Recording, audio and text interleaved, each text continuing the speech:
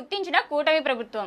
కళాకారులకు చేయూతనిచ్చి గుర్తిస్తున్న ప్రభుత్వం ఒక కూటమి ప్రభుత్వమేనని కళా ప్రముఖులు, ప్రజాప్రతినిధులు రఘురామరాజు, నవనీతనం సాంబశివరావులు తెలిపారు.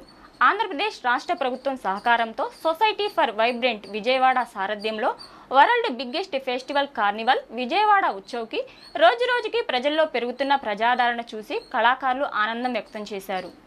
ముఖ్యమంత్రి చంద్రబాబు సారథ్యంలో విజయవాడ ఎంపీ కేశినేని శివనాథ్ సౌజన్యంతో సెంట్రల్ ఎమ్మెల్యే బోండా ఉమామహేశ్వరరావు పర్యవేక్షణలో ఘంటసాల ప్రభుత్వ కళాశాలలో పలు సాంస్కృతిక కార్యక్రమాలు ప్రేక్షకులను అలరించాయి.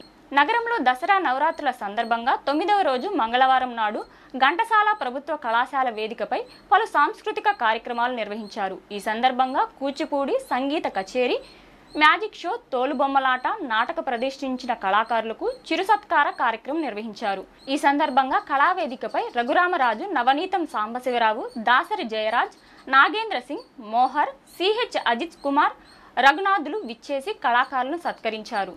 ఈ కార్యక్రమాలకు సహకరిస్తున్న ఎంపీ కేశినేని శివనాథ్, ఎమ్మెల్యేలు బోండా ఉమామహేశ్వరరావు, గద్దె రామ్మోహన్ రావుకి కృతజ్ఞతలు తెలిపారు. ఇవే కార్యక్రమాలను భవిష్యత్తులో కూడా ముందుకు సాగే విధంగా ప్రభుత్వం కార్యాచరణ చేస్తుందని తెలిపారు.